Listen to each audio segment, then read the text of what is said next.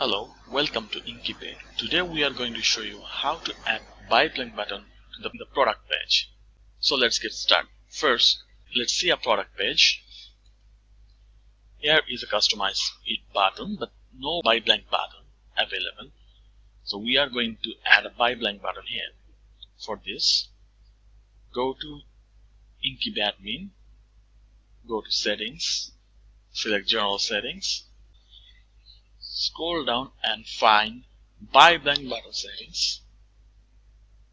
Then find buy blank button visibility, select the show, and to make it work we need to select two more options, which is product page color view settings, set it to show, and product size view settings, set it to show.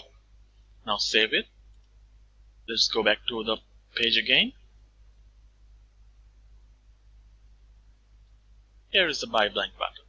This is how you put a buy blank button to the product page. That's all for today.